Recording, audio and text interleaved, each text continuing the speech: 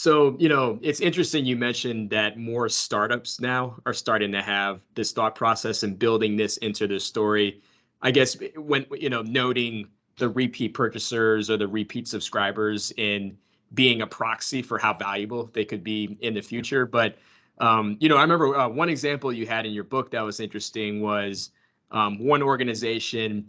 It's funny. The main thing that I remember is that the average lifetime value was $550, and Oh, so that one, they yeah. backed into Yeah. certain levels of investments, given that assumption of an average lifetime value of 550. But I thought, I'll let you, No. dive into this in a greater detail. But I remember one of the anecdotes was basically, were they too early in making that assumption of what an average lifetime value was, where it appeared Yeah. as if only there were some outliers that may have skewed that, and therefore they ended up investing too much in their customer base and went out of business, I think. So if you can expand upon that Yeah, example, 'cause I think, I'm yeah, happy to. Well, so let's say the interest in customer lifetime value doesn't necessarily line up one-to-one with doing it right.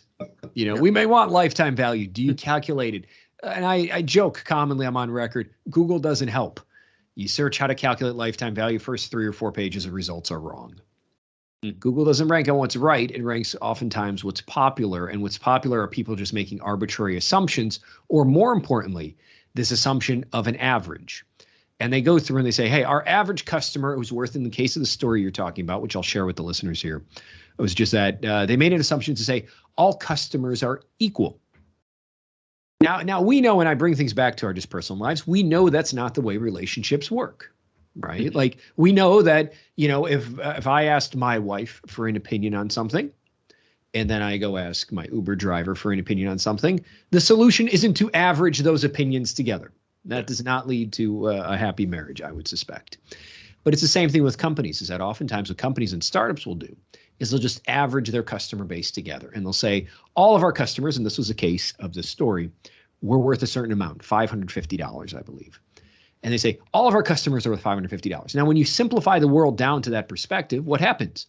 You'll say, well, what's the average customer acquisition cost we have? yep, Oh, $50. And you say, you put the numbers, and you're like, look how much runway we have. We can just acquire and snap up all these customers. But when you break down the distribution of those $550 customers, at what the average lost is that a large portion of your customers will be worth significantly less, and a small portion of customers will be worth dramatically more. If you just go out and cast a net, assuming everybody's going to be worth that amount, likely you'll go to the cheap customer acquisition offers where those customers will not be as great. And now in that case, that's what that business did, was that they sat with their investors. They said, look how much our average customers are worth, which I think investors and private equity firms still make the mistake of doing by trusting a single average, not the distribution of customers. And they just like, oh, well, we have so much runway. We can spend up to $500 more acquiring customers. And then they just go out and they spend. yeah, And by the time they realize their mistake, it's too late, because they overspent on all these cheap customers who are never going to come back.